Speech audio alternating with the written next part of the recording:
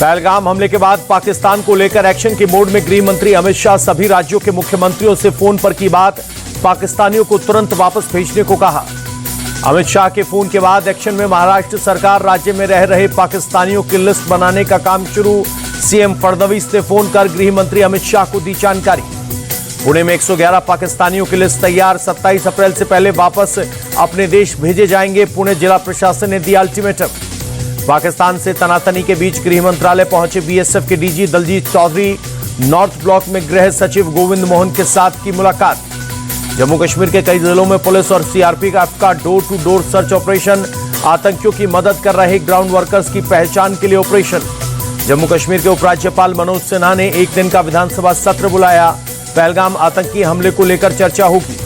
पहलगाम हमले के बाद श्रीनगर पहुंचे नेता प्रतिपक्ष राहुल गांधी। एलजी मनोज सिन्हा, सीएम उमर अब्दुल्ला से की मुलाकात। अस्पताल जाकर आतंकी हमले के घायलों से मिले।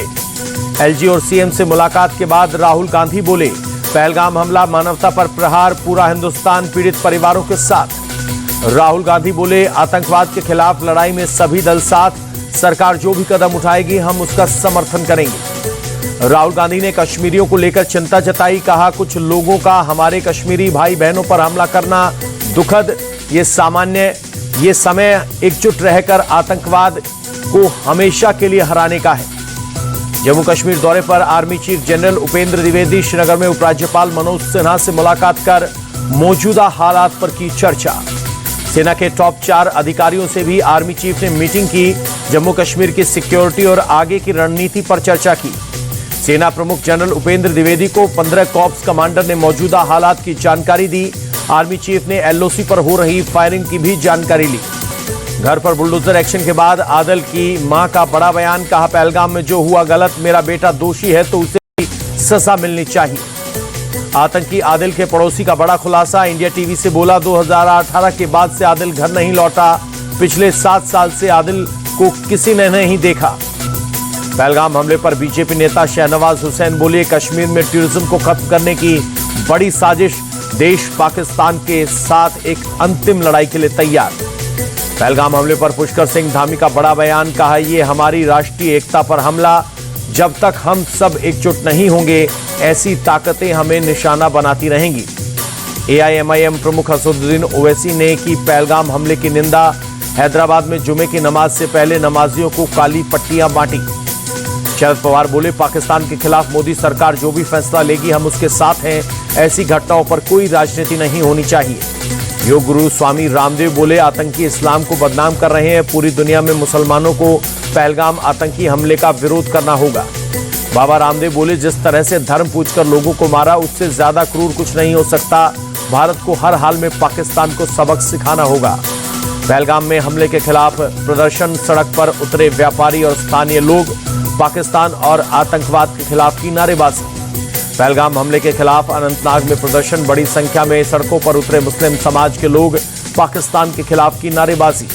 पहलगाम हमले के खिलाफ पूरे देश में गुस्सा। भोपाल में सड़कों पर उतरा मुस्लिम समुदाय। आतंक का पुतला जलाकर सरकार से पाकिस्तान के खिलाफ सख्त एक्शन लेने की मांग की। भोपाल की मुस्लिम महिलाओं का आक्रोश फूटा। कहा, आतंकियों का सर्वनाश करने के लिए हम महिलाएं तैयार। पाकिस्तान मुर्दाबाद था, मुर्दाबाद है और मुर्दाबाद रहेगा। हैदराबाद के मुसलमानों में भी पहलगाम हमले को लेकर गुस्सा। जुमे की नमाज के बाद नमाजियों ने रैली निकाली। पाकिस्तान मुर्दाबाद के नारे लगाए। पहलगाम हमले को लेकर पूरी दुनिया भारत के साथ। ब्रिटेन के प्रधानमंत्री कीयर स्टारमर ने पीएम मोदी से फोन पर की बात। कहा, दुख की इस घड़ी में ब्रिटेन भारत के साथ। फ्रांस के राष्ट्रपति इमैनुअल मैक्रों ने पीएम मोदी से की फोन पर बात। पहलगाम आतंकी हमले को लेकर चर्चा की। आतंक के खिलाफ साथ लड़ने का भरोसा दिया। वक्फ कानून को चुनौती देने वाली याचिका पर केंद्र ने सुप्रीम कोर्ट में जवाब दाखिल दिया। कहा, 100 साल से वक्फ को केवल पंजीकरण के बाद ही मान्यता दी जाती थी, मौखिक रूप से नहीं, इसलिए संशोधन जरूरी था। केंद्र ने कहा, वक्फ परिषद में 2 गैर मुस्लिम होंगे। कानून को चुनौती देने वाली याचिकाओं को खारिज करने की मांग की। वीर सावरकर पर टिप्पणी के मामले में राहुल गांधी को राहत। समन सुप्रीम कोर्ट ने लगाई रोक। इलाहाबाद हाईकोर्ट ने सम्मन रद्द करने से किया था इनकार। सुप्रीम कोर्ट ने राहत देते हुए राहुल को फटकार लगाई। कहा, आप राजनेता हैं, ऐसे गैर जिम्मेदाराना बयान ना दें, फिर ऐसा बयान दिया तो संज्ञान लेंगे। बदलापुर एनकाउंटर मामले में बॉम्बे हाईकोर्ट ने महाराष्ट्र सरकार को लगाई फटकार। कहा, आदेश के बाद भी 5 पुलिसकर्मियों के खिलाफ जांच शुरू क्यों नहीं हुई। सामाजिक कार्यकर्ता मेधा पाटकर को दिल्ली की साकेत कोर्ट से बेल बॉन्ड और मुआवजा राशि भरने के बाद रिहाई के आदेश दिए। मानहानि केस में आज सुबह हुई थी गिरफ्तारी। नीट पेपर लीक कांड का मास्टरमाइंड संजीव मुखिया गिरफ्तार। पटना पुलिस की आर्थिक अपराध शाखा ने पकड़ा। कुछ महीने पहले ही राज्य सरकार ने रखा था 3 लाख का इनाम। बीजेपी के राजा इकबाल दिल्ली के नए मेयर। कांग्रेस मनदीप सिंह को सिर्फ 8 वोट मिले। आम आदमी पार्टी ने नहीं उतारा था कोई उम्मीदवार। जय भगवान यादव निर्विरोध डिप्टी मेयर बने।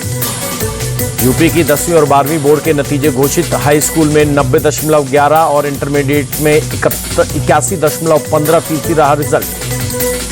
दिल्ली में शुरू हुआ एशियन योगासन स्पोर्ट चैंपियनशिप का दूसरा सीजन। 20 से ज्यादा एशियाई देशों के योग साधक योग साधना के लिए पहुंचे। 27 अप्रैल तक चलेगा आयोजन।